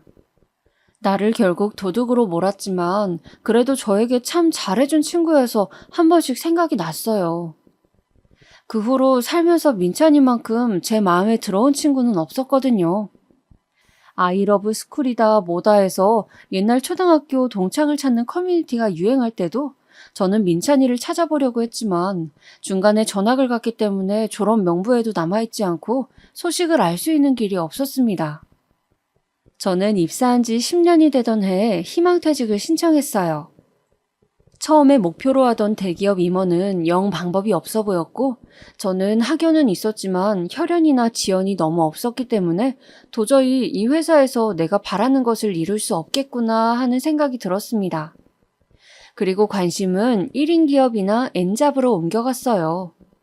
어차피 회사라는 조직에서 큰 명예를 얻을 수 없다면 차라리 내가 오너가 되어 내 사업을 해보고 싶다는 생각이 들었습니다. 다행히 같이 회사를 다니면서 사귀고 있던 당시 여자친구는 이런 제 생각에 동의해 주었습니다. 그리 유복하진 않았지만 가난하지도 않게 자란 여자친구는 고맙게도 저의 생활력을 보고 저를 믿고 결혼을 약속해 주었습니다. 그렇게 저는 여자친구 집에 반대를 무릅쓰고 겨우 30대 중반의 나이에 결혼을 할 수 있었어요. 결혼을 하고 난 후 저는 편의점을 차리기로 결심하고 정보를 모았습니다. 편의점 브랜드는 어떤 것이 나은지, 가맹점주가 되면 어떤 점을 중점으로 두어야 하는지, 아르바이트를 모집하고 물건을 받는 모든 일들에 대해서 새롭게 공부를 시작했어요. 다행히 회사를 퇴직하면서 제법 많은 돈을 받았기 때문에 편의점을 잘 오픈할 수 있었습니다. 대규모 주공 아파트 단지 내에 있고 근처에 슈퍼가 멀리 있었기 때문에 편의점이지만 슈퍼의 역할도 할 수 있는 조금 큰 규모의 가게를 야심차게 차렸습니다. 그리고 인건비가 비싼 심야 시간을 제가 관리를 했어요. 아내는 몸 상한다며 말렸지만 저는 그렇게 해서 인건비를 줄이고 빠르게 자리를 잡아야 한다는 생각이었습니다. 그렇게 결혼을 하고 3년 동안은 처음 차린 편의점이 자리 잡는 데에 전념했어요. 어느덧 제 나이는 40을 바라보고 있었기 때문에 빨리 안정된 기반을 만들어야 한다는 압박감이 있었습니다. 좋은 회사를 그만둔 만큼 성과를 보여야 한다는 생각도 있었죠. 아내는 편의점이 겨우 자리를 잡아갈 즈음 임신을 했습니다. 저는 첫 아이라 설레고 기대가 되기도 했지만 아내가 일을 쉬어야 하니 더 열심히 내가 일해야 한다는 압박도 생기더군요. 다행히 아내는 회사에서 1년 휴가를 받았고 우리는 처가와 가까이 살고 있었기 때문에 이런저런 도움을 받으면서 저는 심야에 편의점에 나와 계속 일을 할 수 있었습니다. 저녁 10시부터 아침 8시까지 밤에 물건을 받고 창고를 정리하고 가끔 찾아오는 술 취한 손님 때문에 112를 부르는 등의 치닥거리를 하고 나면 몸은 천근만근 무거웠어요. 참 어이가 없었던 게 편의점에 찾아오는 손님들 중 별의별 진상이 다 있더라고요. 제일 성에가 많이 붙은 아이스크림을 기어이 들고 와서 저에게 내밀면서 이것 좀 털어달라고 요구한다거나 가위가 없다는데도 박스테이프를 자르는 가위라도 좋으니 소세지 칼집을 내달라고 하질 않나. 아이가 장난감을 계산 없이 가져가서 혼을 냈더니 우리 무시하냐고 여기서부터 저기까지 장난감 다 사겠다고 엄포를 놓더니 그쪽이 실수했으니 이 장난감을 무료로 달라고 하는 뻔뻔한 사람들도 있었습니다. 편의점은 점점 잘 되어갔지만 저는 사람들에게 너무 치여서 지쳐갔어요. 그런데 언제부터인가 제가 물류를 정리하는 새벽 시간에 박스를 나중에 정리하려고 가게 밖에 쌓아뒀는데 그 박스가 자꾸 없어지는 것이었습니다. 아무래도 동네에 폐지 줍는 분 중 누군가가 주기적으로 박스를 가져가는 듯 했어요. 저는 그냥 내버려둘까 하다가 그래도 누가 계속 가져가는지는 알아야 할 것 같아 어느 날은 박스를 가게 밖에 내놓고 지켜봤습니다. 아니나 다를까 어떤 삐쩍 마른 할머니 한 분이 수레를 끌고 오시더니 박스들을 수레에 담기 시작하는 겁니다. 저는 앞으로 나서서 말을 걸었어요. 저기 할머니, 이거 박스 언제부터 가져가신 거예요? 제 목소리에 그 할머니는 고개를 들어 저를 바라보더군요. 아유, 사장님이세요? 저는 순간 어디선가 본 얼굴인데 하고 생각했지만 떠오르질 않더군요. 혹시 예전에 판잣집에 살던 때 알던 분인가? 기억을 아무리 더듬어 봐도 생각이 날 듯하면서 나질 않더군요. 분명 젊었을 적 예쁘다는 소리를 꽤 들었을 법한 인상이었는데 형편이 많이 안 좋은지 삐쩍 말라서 낡아서 해진 옷을 걸치고 있었습니다. 나이는 70대가 넘어 보였어요. 저는 계속 기억을 더듬으면서 말했습니다. 앞으로 박스 더 많이 챙겨 놓을 테니 필요하시면 가져가셔도 된다고요. 할머니는 저에게 고맙다고 하면서 인사를 꾸벅 하시더군요. 젊었을 적에 힘들게 살던 분 같진 않은데 어쩌다가 폐지를 줍는 신세가 되었는지 어릴 적 판잣집에 살던 때가 떠오르면서 안쓰럽기도 하고 이상하게 마음이 쓰였습니다. 그 후로 저는 할머니가 오시는 시간을 기다렸다가 남은 삼각김밥을 드리기도 하고 날이 추운 날에는 가끔 들어오셔서 쉬고 가시라고 하기도 했습니다. 주로 아침에 일찍 오시기 때문에 제가 퇴근하기 직전이라 편의점엔 손님이 많을 시간이 아니었거든요. 그렇게 박스를 주우러 오시면서 저와 할머니는 조금씩 친해져 자기 이야기를 하게 되었죠. 할머니는 어느 추운 겨울날에 제가 드린 유자차를 마시면서 마침 목이 칼칼했는데 고맙다고 내가 예전에는 유자차를 좋아해서 집에서 직접 담그기도 하고 그랬었는데 라고 말끝을 흐리시더군요. 저는 안 그래도 궁금했는데 어쩌다가 폐지를 줍게 되셨냐고 입고 계신 옷은 낡아 보이지만 좋은 것 같은데 라고 하니 할머니께서는 자신이 살아온 이야기를 들려주셨습니다. 자신은 원래 부잣집 딸로 태어나 미대를 나오고 큰 고생 없이 사업을 하는 남편을 만나서 유복하게 살아왔다고 했습니다. 한때는 동네에서 제일 좋은 새로 지은 아파트 60평에 살던 시절도 있었다고 하더군요. 할머니 슬하에는 아들이 한 명 있었는데 자식이 하나뿐이고 형편이 좋았던지라 아들을 왕자처럼 챙기고 살았다고 합니다. 그때는 세상에서 우리 집이 제일 잘 살고 잘난 줄 알았다고, 늙어서 폐지를 줍는 신세가 될 줄 몰랐다고 말이죠. 그러다가 남편의 사업이 확장을 하게 되어서 지방 대도시로 이사를 가게 되었는데 남편에게 동업을 하자며 접근했던 친구가 사기를 쳤다고 합니다. 외국에 소위 말하는 페이퍼 컴퍼니를 만들어서 남편의 돈을 거기로 다 빼돌리고 사업이 잘 되고 있는 것처럼 속이면서 계속 사업을 하는 양 행세를 했던 것이죠. 남편은 고등학교 동창이었던 그 친구만 믿고 그 친구 말대로 하다가 나중에서야 모든 것이 사기고 사둔 어음 같은 게 다 종이 조각이 되었다는 것을 알았대요. 그래서 그 길로 충격을 받고 쓰러지는 바람에 몸의 왼쪽이 다 굳어버려 반신불수가 되셨답니다. 그래서 남편이 쓰러짐과 동시에 이사간 60평의 집은 빨간 딱지가 붙고 밀려드는 빚쟁이를 피해서 아들과 할머니는 야반도주를 했어야 했대요. 그런 일들을 겪으면서 그 집에 놔두고 데리고 오지 못한 나비라는 아기 고양이가 생각나서 아직도 가슴이 시리다고 할머니는 손수건으로 눈물을 닦으셨습니다. 저는 순간 귀가 번쩍 뜨이는 것 같았습니다. 나비? 그런 이름의 고양이를 알았던 것 같았어요. 누구였지? 누구네 고양이였지? 동네 다니던 도둑고양이는 아니었는데. 나비? 나비? 아, 민찬이네 고양이다. 저는 드디어 그 할머니를 어디서 봤는지 기억했습니다. 놀랍게도 마치 성이 사는 왕비처럼 항상 화려하고 부티가 나던 그 민찬이 엄마였어요. 저에게 평생 잊지 못할 상처를 주고 평생을 독하다 소리 들으며 살게 했던 저를 도둑 취급했던 그분이요. 저는 순간 열이 확 올라오는 것을 느꼈습니다.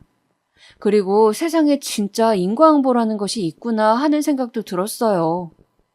제가 가난하고 힘들 때 저보고 천박하다고 막말을 하고 도둑이라고 단정지었던 그분이 지금은 사장이 된 제 가게에 폐지를 얻으러 오시니까요.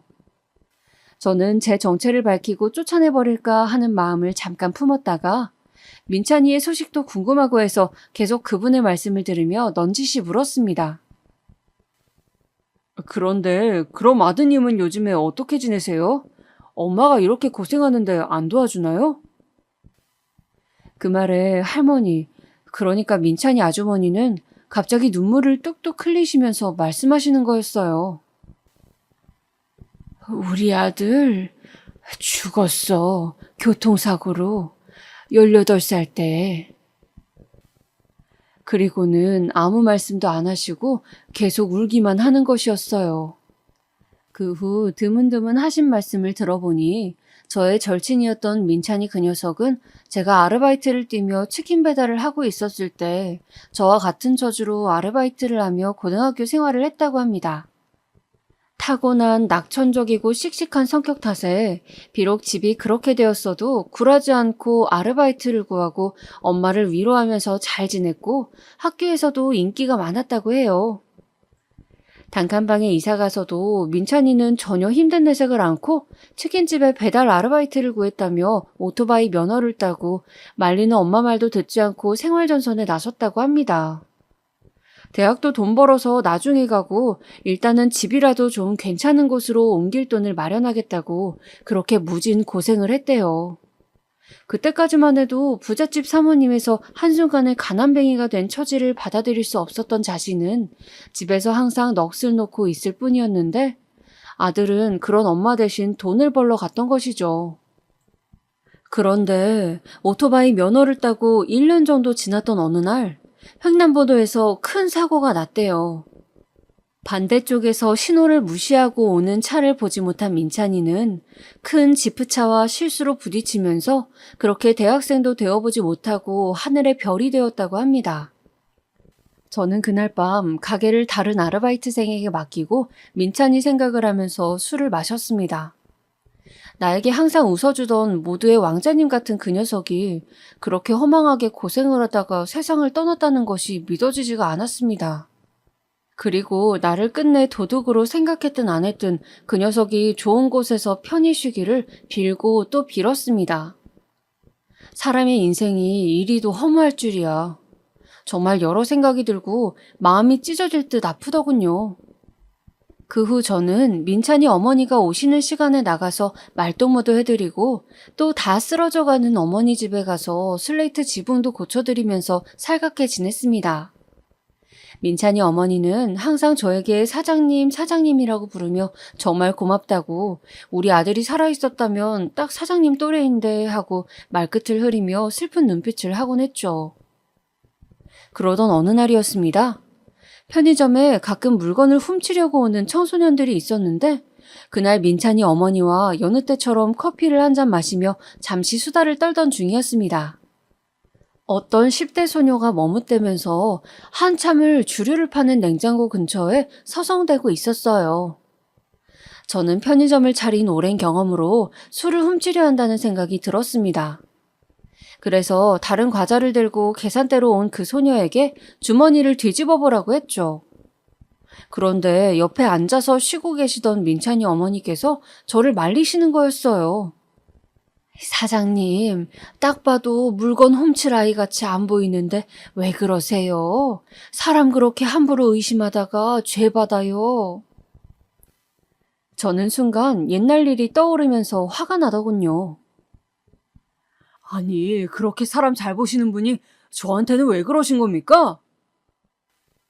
아니, 사장님, 그게 무슨 말씀이세요? 저요, 민찬이 친구 재우.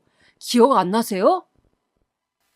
결국 저는 화가 나서 제 정체를 말해버렸죠. 그런데도 어머니는 멍한 눈빛이었어요. 맥주를 훔친 것 같던 그 소녀는 계산대에 물건을 그대로 놔두고 도망쳐버렸고요. 저는 더 화가 나서 입에 담지 않아도 될 말까지 담아버리고 말았습니다. 그때 저 도둑으로 몰아서 쫓아내셨잖아요. 진주 귀걸이 훔쳤다고. 순간 민찬이 어머니는 의자에서 일어서려다 휘청하시더니 한참을 제 얼굴을 바라보시더군요. 그리고는 말없이 터벅터벅 걸어서 편의점 문을 나가버리셨습니다. 정말 아무 말씀도 없이요. 저는 어이가 없기도 하고 일말의 반성도 안 하는가 싶어서 다시 옛날의 상처가 덧나는 것처럼 속이 뒤집혔습니다. 민찬이가 그렇게 세상을 떠나고 집안이 풍비박산났으니 더 이상 내가 복수할 것도 원망할 것도 없이 이미 벌을 받았다고 잘해드리자 생각했는데 막상 자기가 한 짓을 듣고는 아무 사과도 없이 사라져버리는 그 뒷모습에 너무 화가 치솟더군요. 그렇게 저는 민찬이 어머니를 다시는 볼 수 없게 되었습니다. 그분은 더 이상 폐지를 주우러 오시지 않았고 저 역시 집을 알고 있었지만 찾아가지 않았습니다. 제가 원한 것은 그저 그때 미안했다는 사과 한마디뿐이었는데 그것조차 하지 않고 피해버리다니 정말 화가 나더라고요. 그 후로 한참을 소식을 듣지 못했던 저는 의외의 곳에서 연락을 받았습니다. 여보세요? 지금 여기 할머니께서 쓰러지셔서 이송했는데 혹시 보호자이신가요? 병원 응급실 전화였습니다. 저는 너무 놀라서 한 걸음에 병원으로 달려갔죠. 그곳에는 보지 못한 시간 동안 식사를 거의 안 하셨는지 뼈만 남은 채 겨우 숨을 쉬고 있는 민찬이 어머니가 계셨습니다. 영양실조라고 하더군요. 저는 어쩔 수 없이 한숨을 쉬면서 그분을 입원시켜드리고 입원비도 내줬습니다. 그리고 정신을 차린 그분께 화를 냈죠.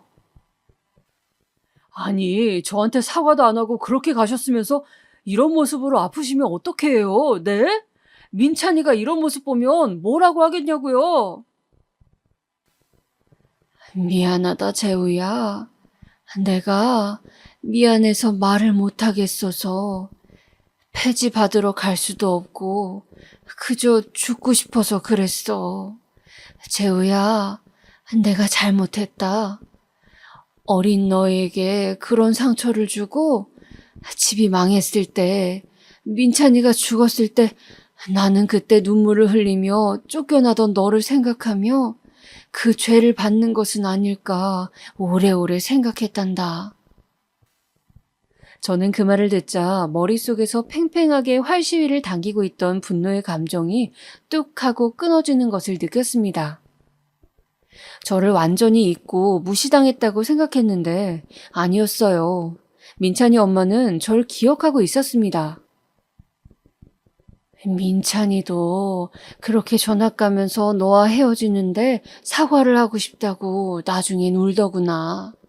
그래서 우리가 편지도 보냈었는데 혹시 받지 못했니?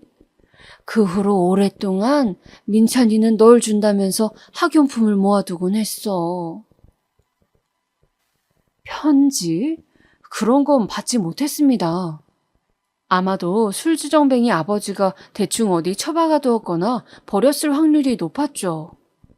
저는 그런 일이 있는 줄도 모르고 평생을 민찬이와 엄마를 원망하면서 그 원동력으로 성공을 향해 달렸는데 혼란스러웠습니다. 그렇게 저는 아무 말도 하지 못하고 병실을 나섰습니다. 그런데 일주일쯤 지났을까 회복해서 퇴원했다며 민찬이 어머니가 가게로 들르셨더군요. 민찬이 유품 중에서 전해주고 싶은 게 있다고요. 그것은 지나간 우리의 세월을 말해주듯 빛바랜 작은 종이 상자였습니다. 저는 어머니가 돌아가시고 난 후 그 상자를 열어보았습니다. 상자 안에는 알록달록 온갖 모양의 지우개가 가득했어요. 민찬이가 저에게 처음 친구하자고 하면서 우주선 모양의 지우개가 마음에 쏙 든다고 했었는데 이 자식이 이사가서 제 생각이 날 때마다 다양한 모양의 지우개를 사모았던 것이었습니다. 나무 모양, 탑 모양, 로봇 모양.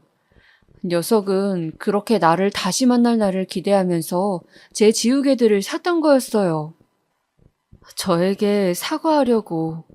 그리고 저에게 쓴 것으로 보이는 편지가 한 장 있더군요. 재우에게, 재우야, 나 민찬이야. 나 기억하냐?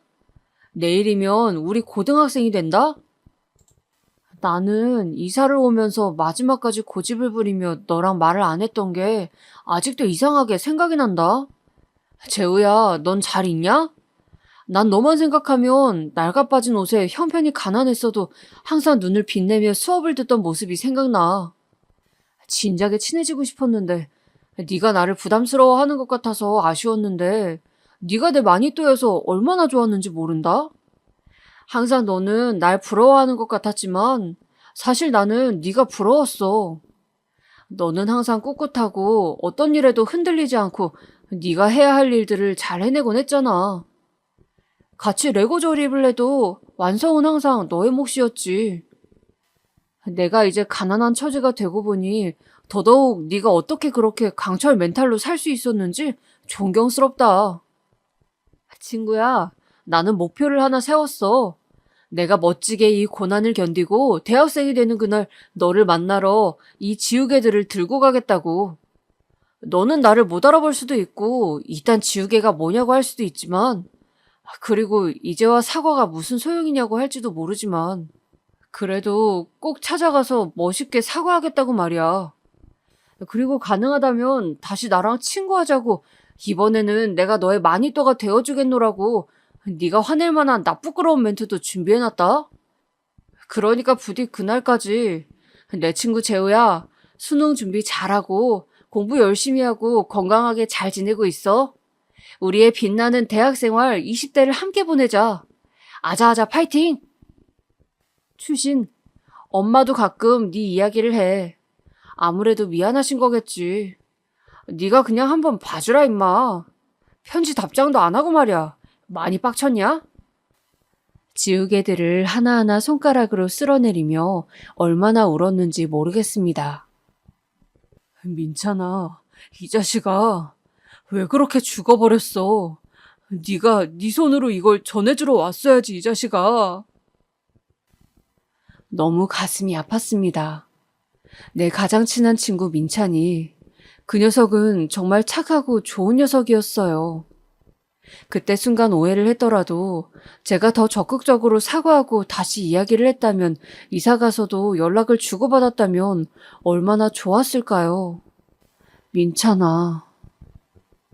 다음날 어머니의 집으로 찾아갔습니다. 그리고 민찬이가 준 선물값이라며 100만 원을 드렸습니다. 어머니는 안 받는다고 손사래를 치셨지만 저는 공짜로 드리는 게 아니고 편의점에 소일거리 할 아르바이트 자리를 드릴 테니 하루에 3시간 정도 제 일을 도와주시라고 했어요. 민찬이의 가장 친했던 친구로서 친구 어머니를 챙겨드리는 것이니 부담 가지실 것 없다고 말씀드렸습니다.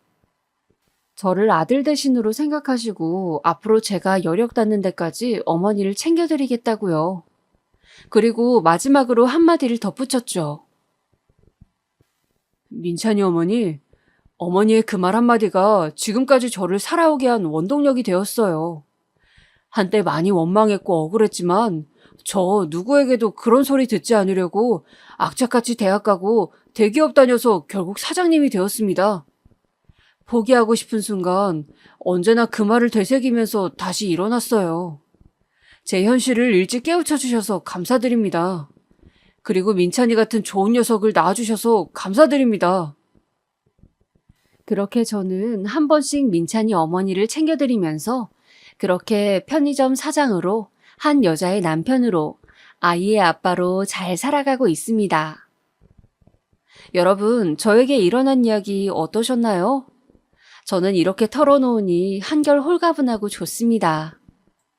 모쪼록 여러분도 마음속에 담아둔 이야기 쌓아두지 마시고 저처럼 한 번씩 털어놓으시면서 지금 현실이 힘들더라도 희망을 가지고 열심히 길을 찾으시길 바랍니다.